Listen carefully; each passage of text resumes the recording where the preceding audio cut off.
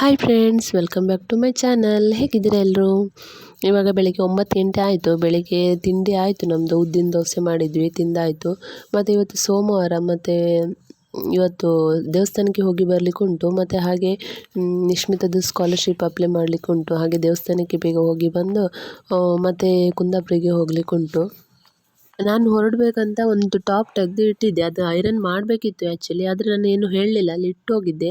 ಆದರೆ ಅವಳು, ನನ್ನ ತಂಗಿ ಎಷ್ಟು ಒಳ್ಳೆಯವಳು ನೋಡಿ, ಎಲ್ರಿಗೂ ಇಂಥ ತಂಗಿ ಸಿಗೋದಿಲ್ಲ.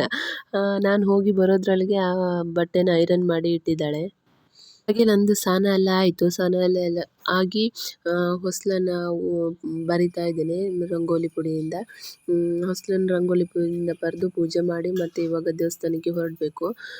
ಇವಾಗಲೇ ರೆಡಿಯಾಗಿ ಆಯಿತು. ನಾನು ಇವಾಗ ರೆಡಿಯಾಗಿ ದೇವಸ್ಥಾನಕ್ಕೆ ಹೊರಡಿ ಮತ್ತು ರಿಟರ್ನ್ ಬಂದು ಮನೆಯಿಂದ ಬ್ಯಾಗ್ ತಗೊಂಡು ಕುಂದಾಪುರಕ್ಕೆ ಹೋಗಬೇಕು. ಮತ್ತು ಅಂದರೆ ಡೈಲಿ ಸೋಮವಾರ ನಾವು ಇದು ಈಶ್ವರ ದೇವಸ್ಥಾನ ಹೋಗ್ತಾ ಇರ್ತೀವಿ ಡೈಲಿ. ಅಂದರೆ ನಾನು ಹೋಗದೇ ಇದ್ದರೂ ಮನೆಯಲ್ಲಿ ಯಾರಾದರೂ ಅಂತೂ ಹೋಗೇ ಹೋಗ್ತಾರೆ, ಮಿಸ್ ಮಾಡೋದಿಲ್ಲ ನಾವು ದೇವಸ್ಥಾನಕ್ಕೆ. ದೇವಸ್ಥಾನ ಅಂತೂ ನಮ್ಮ ಮನೆಯಿಂದ ತುಂಬ ದೂರ ಏನಲ್ಲ, ಒಂದು 2-3 ನಿಮಿಷದಲ್ಲಿ ಹೋಗ್ಬೋದು, ಹತ್ತಿರನೇ ಇರೋದು ದೇವಸ್ಥಾನ. ಮತ್ತು ನಾವು ಹೋಗಿದ್ದು ಸಹ ಬೇಗ ಆಯಿತು, ಅಂದರೆ ಜನ ಯಾರೂ ಬರಲಿಲ್ಲ, ಬೇಗ ಆಯಿತು. ನಾವು ಕುಂದಾಪುರಿಗೆ ಹೋಗ್ಲಿಕ್ಕೆ ಉಂಟಲ್ಲ, ಹಾಗಾಗಿ ಬೇಗ ಹೋದ್ವಿ. ಭಟ್ರು ಪೂಜೆ ಸ್ಟಾರ್ಟ್ ಮಾಡಿದ್ದಷ್ಟೇ, ಭಟ್ರು ಸಹ ದೇವಸ್ಥಾನಕ್ಕೆ ಬಂದಿರೋದಷ್ಟೇ, ಇನ್ನು ಯಾರೂ ಬಂದಿರಲಿಲ್ಲ. ನಮ್ಮದೇ ಒಂದು ಫಸ್ಟ್ ಆಗಿತ್ತು. ಹಾಗೆ ನಮ್ಮನೇಲಿ ಇಬ್ಬರಿಗೆ ಪೂಜೆ ಹಿಡಿಸಿದ್ದಾರೆ, ಹಾಗಾಗಿ ಅವ್ರದ್ದು ಹೆಸರಲ್ಲಿ ಪ್ರತಿ ವಾರ ಎಳ್ಳೆಣ್ಣೆ ಹಾಕ್ತೀವಿ. ಮತ್ತು ಕೈಯೆಲ್ಲ ಮುಗಿದು ಸುತ್ತಿರುಗಿ ಎಲ್ಲ ಆದಮೇಲೆ ಒಂದು 5 ನಿಮಿಷ ಕೂತ್ಕೊಂಡ್ವಿ ನಾವು ಅಲ್ಲಿ. ಭಟ್ರು ಪೂಜೆ ಮಾಡ್ತಾ ಇದ್ದಾರೆ. ಹಾಗೆ ಅವರು ಬೇಗ ಕಾಯಿ ಒಡ್ಕೊಟ್ರು ನಮಗೆ. ಅಂದರೆ ನಾನು ಹೇಳಿದೆ ನಮಗೆ ಇಲ್ಲಿ ಬೇರೆ ಕಡೆ ಹೋಗ್ಲಿಕ್ಕೆ ಉಂಟು ಅಂತ, ಹಾಗಾಗಿ ಪಟ್ಟ ನಮ್ಮದು ಕಾಯಿ ಒಡ್ಕೊಟ್ರು, ಇಲ್ಲಾಂದರೆ ಮತ್ತೆ ಲೇಟ್ ಆಗ್ತಾಯಿತ್ತು.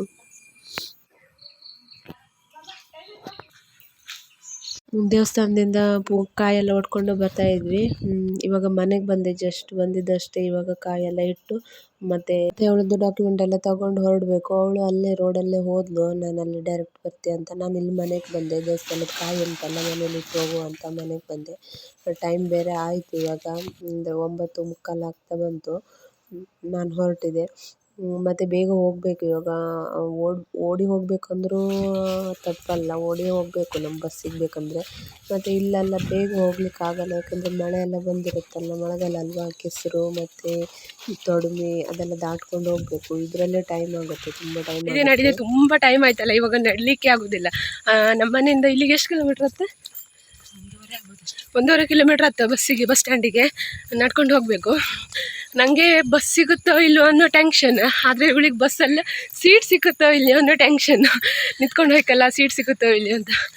ಸಾಕಾಯಿತು, ಒಂದು ಸ್ವಲ್ಪ ದೂರ ಬಂದದಷ್ಟೇ. ಒಂದು 10 ನಿಮಿಷ ಆಯ್ತು ನಡ್ಕೊಂಡು ಬಂದು. ಇನ್ನೊಂದು 15 ನಿಮಿಷ ನಡೀಲಿಕ್ಕುಂಟು. ನಡೆದೇ ಸುಸ್ತಾಯಿತು. ಮೊದಲು ಕಾಲೇಜಿಗೆ ಹೋಗುವಾಗ ಇಲ್ಲಿಂದ ನಮ್ಮ ಮನೆಯಿಂದ ನಾವು ತನಕ ನಡ್ಕೊಂಡು ಹೋಗ್ತಾಯಿದ್ವಿ, ನಡ್ಕೊಂಡು ಬರ್ತಾಯಿದ್ವಿ.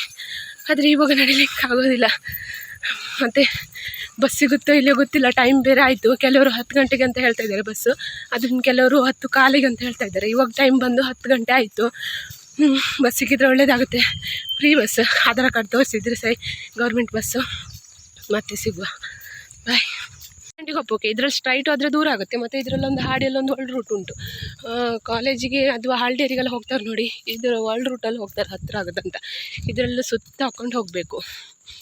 ಸ್ವಲ್ಪ ಅಂದರೆ ಬಸ್ ಮಿಸ್ ಆಗ್ತಾಯಿತ್ತು. ನಾವು ಓಡಿ ಬಂದ್ವಿ. ಅಂದರೆ ಬಸ್ಸಲ್ಲಿ ಒಂದು ಸಲ ಹಾರ್ನ್ ಹಾಕಿದ ತಕ್ಷಣ ನಮ್ಗೆ ಅನಿಸ್ತು ಬಸ್ ಬಂದಿರುತ್ತೆ ಅಂತ, ಹಾಗಾಗಿ ಓಡಿ ಬಂದ್ವಿ. ನಾವು ಓಡಿ ಬಂದಿದ್ದ ತಕ್ಷಣ ಅವ್ರು ನಿಲ್ಲಿಸಿದ್ರು ಪಾಪ ಬಸ್ಸನ್ನು, ಒಂದು 2 ನಿಮಿಷ ನಿಲ್ಲಿಸಿದ್ರು ನಾವು ಹತ್ತೋ ತನಕ. ಮತ್ತು ಅಂದರೆ ಇದು ಮೊದಲು ನಮ್ಮ ಕಡೆ ಎಲ್ಲ ಬಸ್ ಇರಲಿಲ್ಲ ಇದ್ದಿತ್ತು. ಇವಾಗ ಒಂದು 6 ತಿಂಗಳಾಯಿತು ಈ ಗೌರ್ಮೆಂಟ್ ಬಸ್ ಬಿಟ್ಟು. ಮೊದಲು ಗೌರ್ಮೆಂಟ್ ಬಸ್ಸು ಇರಲಿಲ್ಲ, ಪ್ರೈವೇಟ್ ಬಸ್ಸು ಸಹ ಇರಲಿಲ್ಲ. ನಾವು ಎಲ್ಲಿಗಾದರೂ ಹೋಗಬೇಕಂದ್ರೆ ನಾವೊಂದು ಅಥವಾ ಗುಡ್ಡೆಂಗಡಿಗೆ ಎಲ್ಲ ರಿಕ್ಷಾ ಮಾಡ್ಕೊಂಡು ಹೋಗಬೇಕಿತ್ತು. 150 ರೂಪಾಯಿ ಚಾರ್ಜ್ ಆಗ್ತಾ ಉಂಟು. ಇಲ್ಲಾಂದರೆ ಮನೇಲಿ ಬೈಕ್ ಇದ್ದರೆ ಬೈಕ್ ತಗೊಂಡು ಹೋಗಬೇಕಿತ್ತು. ಮತ್ತು ಇವಾಗ 6 ತಿಂಗಳಾಯ್ತಲ್ವಾ ಬಸ್ ಬಿಟ್ಟು. ಮತ್ತು ನಂಗೆ ಟೈಮಿಂಗ್ಸ್ ಸರಿಯಾಗಿ ಗೊತ್ತಿರಲಿಲ್ಲ, ಹಾಗಾಗಿ ನಾನು ಫಸ್ಟ್ ಅಡ್ಮಿಷನ್ ಮಾಡಿ ಸೈಬರೆಲ್ಲ ಆಯಿತು, 5 ನಿಮಿಷದಲ್ಲೇ ಆಯಿತು ಕೆಲಸ. ಇವಾಗ ಮೀನು ಮಾರ್ಕೆಟ್, ಇವಳು ನೋಡಲಿಲ್ಲ ಅಂತೆ ಮೀನು ಮಾರ್ಕೆಟ್, ಹಾಗೆ ತೋರಿಸು ಅಂತ ಹೋಗ್ತಾ ಇದೆ. ಕುಂದಾಪುರ ಮೀನು ಮಾರ್ಕೆಟ್ ಹೋಗೋದಂದರೆ ಖುಷಿ. ಅಂದರೆ ವೆರೈಟಿ ಮೀನೆಲ್ಲ ಇಟ್ಕೊಂಡಿರ್ತಾರೆ, ದೊಡ್ಡ ಮೀನು.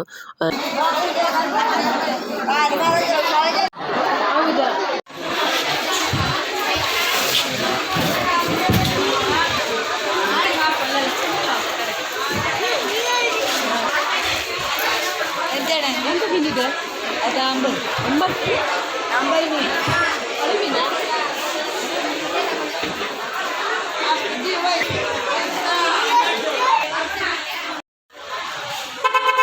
ಮೀನು ಮಾರ್ಕೆಟ್ ಸೂಪರ್ ವಾಸನೆ ಹೊಡಿತೈತೆ. ಅದೇ ಸೋಮವಾರ ಅದಕ್ಕೆ ಮಾತ್ರ ವಾಸನೆ, ಇಲ್ಲಂದಿರೆ ಮಾರ್ಕೆಟಿಗೆ ಹೋಗಿ ಬಂದ್ವಿ. ನಾವು ಮೀನು ತೊಗೊಳ್ಲಿಕ್ಕೆ ಇರಲಿಲ್ಲ, ಮತ್ತು ಸುಮ್ಮನೆ ನೋಡ್ಕೊಂಡು ಬರುವ, ಅವಳು ನೋಡಲಿಲ್ಲ ಅಂತ ಇದ್ಲು, ಹಾಗಾಗಿ ಹೋದ್ವಿ. ಮತ್ತು ಮೀನನ್ನೆಲ್ಲ ನೋಡ್ಕೊಂಡು ಬಂದ್ವಿ. ನಮಗೆ ಇವತ್ತು ಸೋಮವಾರ, ನಾವು ತಿನ್ನಲ್ಲ, ಹಾಗಾಗಿ ಮತ್ತು ಮೀನೇನು ತೊಗೊಂಡಿಲ್ಲ, ಹಾಗೆ ಬಂದ್ವಿ. ಮತ್ತು ಬಸ್ ಬೇರೆ ಲೇಟಾಗಿತ್ತು, ಅಂದರೆ 1:15ಗೆ ಬಸ್ ಇದ್ದಿತ್ತು, ಮತ್ತು ಟೈಮ್ ಕೂಡ ಇದ್ದಿತ್ತು. ಅಲ್ಲಿ ಸೈಬರಲ್ಲಿ ಬೇಗ ಆಯ್ತಲ್ವಾ, ಹಾಗಾಗಿ ಮೀನು ಮಾರ್ಕೆಟ್ ಸುತ್ತಾಕೊಂಡು ಬಂದ್ವಿ. ತಿಂಡಿ ತಿನ್ನೋಣ ಅಂತ ಹೋಟ್ಲಿಗೆ ಬಂದು ನಾನು ಪೂರಿ ತಗೊಂಡೆ, ನಿಶ್ಮಿತಾ ಪಲಾವ್ ತಗೊಂಡು.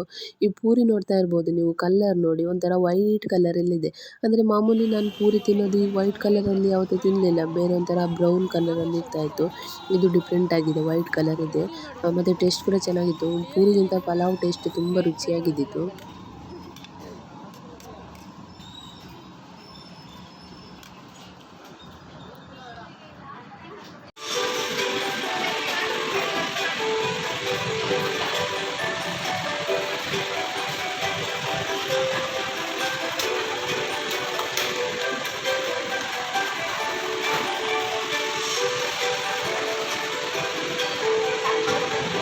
ಮನೆಗೆ ಸ್ವಲ್ಪ ಸಾಮಾನೆಲ್ಲ ಬೇಕಾಗಿತ್ತು, ತರಕಾರಿ ಸಾಮಾನೆಲ್ಲ, ಹಾಗಾಗಿ ಸ್ಮಾರ್ಟ್ ಬಜಾರಿಗೆ ಬಂದ್ವಿ.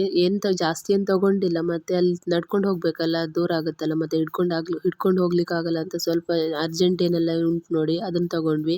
ಬ್ಯಾಂಗಲ್ ಸ್ಟೋರಲ್ಲಿ ಕೆಲವೊಂದು ಐಟಮ್ ಬೇಕಿದ್ದಿತ್ತು, ಹಾಗಾಗಿ ಬ್ಯಾಂಗಲ್ ಸ್ಟೋರಿಗೆ ಹೋದ್ವಿ. ಅಲ್ಲಿ ಬ್ಯಾಂಗಲ್ ಸ್ಟೋರಲ್ಲಿ ಸ್ವಲ್ಪ ಐಟಮ್ ತಗೊಂಡು, ಮತ್ತು ತಿಂಡಿಗೆ ನಾಳೆ ಪಲಾವ್ ಮಾಡುವ ಅಂತ ಪಲಾವ್ ಪುಡಿಯನ್ನು ಸಹ ತಗೊಂಡೆ ಇಲ್ಲಿ. ಮತ್ತು ಟೈಮ್ ಬೇರೆ ಇದ್ದಿತ್ತಲ್ಲ, ಮತ್ತು ನಮ್ಗೆ ಬೇಕಾದ ಐಟಮ್ ಎಲ್ಲ ತಗೊಳ್ತಾ ಹೋಗ್ತಾ ಇದ್ವಿ. ಬಸ್ ಸ್ಟ್ಯಾಂಡ್ ಇರುತ್ತೆ ನೋಡಿ, ಅಂದರೆ ಬಸ್ ಟರ್ನ್ ಆಗಿ ಬರುತ್ತೆ ಹೋಗುವಾಗ, ಅಲ್ಲಿಗೆ ಹೋಗಿ ಬಸ್ ಹತ್ಕೊಳ್ಳುವ ಅಂತ. ಅಂದರೆ ಟೈಮ್ ಬೇರೆ ಉಂಟು, ಮತ್ತು ಅಲ್ಲಿಗೆ ಹೋದರೆ ಸೀಟ್ ಸಿಗುತ್ತೆ. ಮತ್ತು ಇಲ್ಲಿ ಈ ಕಡೆ ಎಲ್ಲ ನಿಂತ್ಕೊಂಡ್ರೆ ಅಲ್ಲಿ ರಶ್ ಆಗಿ ಬರುತ್ತೆ ಬಸ್, ಆಮೇಲೆ ಸೀಟ್ ಸಿಗೋದಿಲ್ಲ. ತುಂಬ ಹೀಗೆ ಬರುವಾಗ ಒಂಥರ ನೋಡಿ, ಅಂದರೆ ಬಸ್ ಸಿಗುತ್ತೋ ಇಲ್ವೋ ಅಂತ ಓಡ್ಕೊಂಡು ಬಂದ್ವಿ.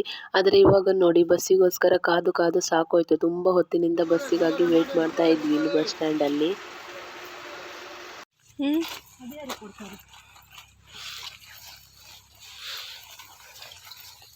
ಆವಾಗ ರೋಡಲ್ಲಿ ಬಂತು, ಇವಾಗ ಓಲ್ಡ್ ರೋಡಲ್ಲಿ ಬರ್ತಾ ಇತ್ತು, ಹತ್ತಿರ ಆಗತ್ತಂತ. 10 ಗಂಟೆ ಹೋಗಿತ್ತು, ಇವಾಗ ಟೈಮ್ 2:15 ಆಯಿತು. ಹೊತ್ತಿತ್ತು ಒಂದು ಬದೆಯಲ್ಲಿ, ಮತ್ತು ಸಾಕಾಯ್ತಪ್ಪ. ಎಂತಕ್ಕೇನೋ ಬಿಸಿಲು ಉಂಟು ನಾವು ಕುಂದಾಪುರದಲ್ಲಿರುವಾಗ, ಆದರೆ ಇವಾಗ ಬಸ್ಸಲ್ಲಿ ಬರಬೇಕಾದ್ರೆ ಸ್ವಲ್ಪ ಮೋಡ ಇತ್ತು. ಮಳೆ ಬರಲಿಲ್ಲ, ಬರ್ಬೋದು. ಮಳೆ ಬರೋದ್ರೊಳಗೆ ಮನೆಗೆ ಹೋಗಿ ಮುಟ್ಕೊಳ್ಬೇಕು. ಮತ್ತು ಆವಾಗಲೇ ಹೇಳಿದೆ ನೋಡಿ, ವರ್ಲ್ಡ್ ರೂಟ್ ಇತ್ತಂತ, ಅದರಲ್ಲಿ ಬರ್ತಾಯಿದ್ವಿ. ಇವಾಗ ರೋಡಲ್ಲಿ ಹೋಗಲಿಲ್ಲ, ಮತ್ತು ಸುತ್ತಾಕೊಂಡು ಹೋಗುವಾಗ ಸಾಕಾಗ್ತದೆ ಅಂತ ಇವಾಗ ಮನೆಗೆ ಹೋಗಿ ಪಟ ಊಟ ಮಾಡಬೇಕು. ಮತ್ತು ಏನಾಯ್ತಂದರೆ, ಸ್ಕಾಲರ್ಶಿಪ್ ಅಪ್ಲೈ ಮಾಡಿದ್ಲು, ಆದರೆ ಆಧಾರ್ ಕಾರ್ಡಲ್ಲೇ ಬಿಟ್ಟು ಬಂದ್ಲು. ನಾಳೆ ಸಿಕ್ಕಿದ್ರೆ ಅಡ್ಡಿಲ್ಲ, ಸಿಗ್ದಿರಂತ ಮಾಡ್ತೀಯ ಆಧಾರ್ ಕಾರ್ಡ್? ಹಾಂ, ವಾಪಸ್ ಬರ್ತೀಯ? ಇನ್ನು ಬೇಡ್ದೆ ನಿಂಗೆ ಆಧಾರ್ ಕಾರ್ಡ್? ಜೆರಾಕ್ಸ್ ಸಾಕ? ಒರಿಜಿನಲ್ ಎಲ್ಲಾದರೂ ಕೇಳ್ರೆ ಸಿಗ್ದಿರ ಎಂತ ಮಾಡ್ತಾಳೆ ಗೊತ್ತಾ? ಪ್ರಿಂಟ್ ತೆಗೆದು ಲ್ಯಾಮಿನೇಷನ್ ಮಾಡಿಸ್ತಾಳಂತೆ ಅಷ್ಟೆ. ಅದಕ್ಕೋಸ್ಕರನೇ ಹೋಗಿದ್ದ, ಅಂದರೆ ಸ್ಕಾಲರ್ಶಿಪ್ ಅಪ್ಲೈ ಮಾಡಿಕೋಸ್ಕರನೇ ಹೋದದ್ದು. ಅಪ್ಲೈ ಮಾಡಿ ಅವ್ರು ಕೊಟ್ಟರು, ಜೆರಾಕ್ಸ್ ಮಾಡಲಿಕ್ಕೆ ಹೋಗಿದ್ದಿದ್ದು. ಜೆರಾಕ್ಸ್ ಮಾಡುವಂತ ಕೊಟ್ಟರೆ ಅವರು ವಾಪಸ್ ಕೊಟ್ಟರು ಅಂತ ನಾವು ಅಂದ್ಕೊಂಡ್ವಿ. ಆದರೆ ಅವ್ರು ಆಧಾರ್ ಕಾರ್ಡ್ ಒಂದು ಕೊಡಲಿಲ್ಲ, ಮತ್ತೆಲ್ಲ ಕೊಟ್ಟರು. ಮತ್ತು ಮನೆಗೆ ಹೋಗಿ ಇವಾಗ ಮಳೆ ಸಹ ಬಂತು, ನೋಡ್ಕೊಂಡು ಹೋಗ್ತಾ ಇದ್ವಿ. ತನಕ ಒಳ್ಳೆ ಬಿಸಿಲಿದ್ದಿತ್ತು, ಇವಾಗ ಮಳೆ ಬಂತು ನೋಡಿ, ಅದು ಮಣ್ಣಿಂದೆಲ್ಲ ಒಂಥರ ಸ್ಮೆಲ್ ಬರ್ತಾ ಉಂಟು. ಅದೊಂಥರ ಚೆನ್ನಾಗಿತ್ತು ಸ್ಮೆಲ್. ಇದ್ದ ತಕ್ಷಣವೇ ಕೈಕಾಲು ಮುಖ ತೊಳ್ಕೊಂಡು ಫಸ್ಟ್ ಅಡುಗೆ ಮನೆಗೆ ಬಂದಿದ್ದು. ಅಂದರೆ ಹಸಿವಾಗ್ತಾ ಇತ್ತು, ಊಟ ಮಾಡೋಣ ಅಂತ. ಅಂದರೆ ನಮ್ಮಿಬ್ಬರಿಗೆ ಸೋಮವಾರ, ನಾವಿನ್ನೂ ತಿನ್ನಲ್ಲ. ಅವರೆಲ್ಲ ಮೀನು ಸಾಂಬಾರು ಮಾಡ್ಕೊಂಡಿದ್ದಾರೆ, ಹಾಗೆ ನಮಗೂ ಮಾಡಿಟ್ಟಿದ್ದಾರೆ ತೊಂಡೆಕಾಯಿ ಸಾಂಬಾರು. ಇದು ಅಪ್ಪ ಮಾಡಿದ್ದು, ಅಂದರೆ ಅಪ್ಪ ಮಾಡಿದ ಮೇಲೆ ತುಂಬ ರುಚಿಯಾಗಿರುತ್ತೆ, ಅವರು ತುಂಬ ಟೇಸ್ಟಾಗಿ ಮಾಡ್ತಾರೆ. ಹಾಗೆ ಗಂಜಿ ಜೊತೆಗೆ ಇವತ್ತು ತೊಂಡೆಕಾಯಿ ತಾಳು ಸಹ ತುಂಬ ರುಚಿಯಾಗಿತ್ತು. ಅಲ್ಲಿ ಬಸ್ಲೆ ಕಟ್ಟು ಅಂಗಡಿಯಲ್ಲಿ ನೋಡಿದೆ, ತಗೊಂಡೆ. ಅಲ್ಲಿ ಸೂಪರ್ ಮಾರ್ಕೆಟಲ್ಲೇ ತಗೊಂಡಿದ್ದು ಇದು. ಅಂದರೆ ಒಂದು ಕಟ್ಟಿಗೆ 12 ರೂಪಾಯಿ ಅಂತೆ. ನಾನು 3 ಕಟ್ಟು ತಗೊಂಡೆ. ನಮ್ಮ ಕಡೆಯಲ್ಲೆಲ್ಲ ಮೊದಲು ಬಸ್ಲೆ ಎಷ್ಟು ಬೆಳೀತಾ ಇದ್ದಾರೆ ಅಂದರೆ ಸಂತೆಗೆ ಅಥವಾ ಗುಡ್ಡೆಂಗಡಿಗೆ ಮಾರಲಿಕ್ಕೆ ತಗೊಂಡು ಹೋಗ್ತಾ ಇದ್ರು. ಅಷ್ಟೊಂದು ಬಸ್ಲೆ ಬೆಳೀತಾ ಇದ್ರು ನಮ್ಮೂರಲ್ಲಿ ಅಥವಾ ನಮ್ಮ ಮನೆಯಲ್ಲೇ ಸಹ ಆಗಿರ್ಬೋದು. ಆದರೆ ಇವಾಗ ಬಸ್ಲೆ ಎಲ್ಲೂ ಸಹ ಸಿಗೋದಿಲ್ಲ. ಬಸ್ಲೆ ಅಪರೂಪ ಆಗಿದೆ. ಹಾಗಾಗಿ ನಾನು ಅಲ್ಲಿ 3 ಕಟ್ಟು ತಗೊಂಡೆ. ಅಪ್ಪನ ಕೈಗೆ ಹುಲ್ಲು ಸವರುವಾಗ ಅದು ಒಂದು ಚಿಕ್ಕದೊಂದು ಮುಳ್ಳು ಉಂಟಲ್ಲ, ಅದು ನೋಡಿ ಅದು ತಾಗಿದೆ ಅಂತೆ. ಮುಳ್ಳು ಎಷ್ಟೇ ಚಿಕ್ಕದಾಗಿರ್ಬೋದು ಅದು ಎಷ್ಟು ನೋವು ಕೊಡುತ್ತಂದರೆ ಕೈಗಾಗಿರ್ಬೋದು ಅಥವಾ ಕಾಲಿಗೆ ಆಗಿರ್ಬೋದು. ಕಾಲಿಗೆ ತಾಗಿದರೆ ಎಷ್ಟು ಚಿಕ್ಕ ಮುಳ್ಳಾದರೂ ಅದು ನಡಿಲಿಕ್ಕೆ ಕೊಡುವುದಿಲ್ಲ, ಅಷ್ಟು ನೋವು ಕೊಡುತ್ತೆ. ಆದರೆ ಮುಳ್ಳು ತೆಗೆದು ನೋಡುವಾಗ ಅದು ಇಷ್ಟು ಚಿಕ್ಕದಿರುತ್ತೆ. ಎಷ್ಟೇ ಚಿಕ್ಕದಾದರೂ ಅದು ಕೊಡೋ ನೋವು ಎಷ್ಟು ದೊಡ್ಡದಾಗಿರುತ್ತೆ ಕಣ್ಣಿಗೆ ಕಾಣಿಸೋದಿಲ್ಲ, ಅಷ್ಟು ಸಣ್ಣ ಮುಳ್ಳು. ಸಹ ಕಳ್ಳ ಮುಳ್ಳು ಅಥವಾ ಪೊಲೀಸ್ ಮುಳ್ಳು ಯಾವುದಂತ ಕಂಡುಹಿಡಿಯಬಹುದು ಅಂತ. ಅಪ್ಪ ಚಿಕ್ಕ ವಯಸ್ಸಲ್ಲಿ ಇರ್ಬೇಕಾದ್ರೆ ಇದೇ ರೀತಿ ಮಾಡ್ತಾ ಇದ್ರಂತೆ. ನೀವು ಕೇಳ್ಬೋದು ಅವ್ರು ಯಾವ ರೀತಿ ಹೇಳ್ತಿದ್ದಾರೆ ಅಂತ. ಕಳ್ಳ ಅಂದ್ರೆ ಹೆಂಗ್ ಗೊತ್ತಾಗ್ತದೆ?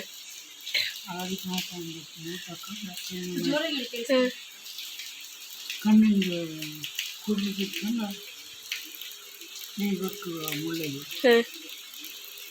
ಪೊಲೀಸರು ಕಟ್ಕೊಂಡ್ರು. ಕಳ್ಳ ಅದನ್ನೇ ಕಾಸಿದ್ರೆ ಅಷ್ಟು ಹಾರು ಮುಳ್ಳಲ್ಲೂ ಕಳ್ಳ ಪೊಲೀಸ್ ಇತ್ತು, ಗೊತ್ತಾಯ್ತಲ್ದ? ಸಂಜೆ ಹೊತ್ತಲ್ಲಿ ಒಂದು ಜೋರಾಗಿ ಮಳೆ ಬಂತು. ಅಂದರೆ ತುಂಬ ಮಳೆ ಬಂದು ಹೋಯಿತು. ಅಂದರೆ 3-4 ದಿನದಿಂದ ತುಂಬ ಬಿಸಿಲು ಉಂಟು. ಆದರೆ ಇವತ್ತು ಸಡನ್ನಾಗಿ ಮಳೆ ಬಂತು. ಮತ್ತು ಒಲೆಗೆ ಬೆಂಕಿ ಹೊಡ್ಲಿಕ್ಕೆ, ಅಂದರೆ ಬಚ್ಚಲ ಮನೆಗೆ ಬೆಂಕಿ ಹೊಡ್ಲಿಕ್ಕೆ ಹೊರಗಡೆಯಿಂದ ಚೋಂಗಿ ಎಲ್ಲ ಚೆಂಡಿ ಆಯಿತು ನೋಡಿ ಮಳೆ ಬಂದು.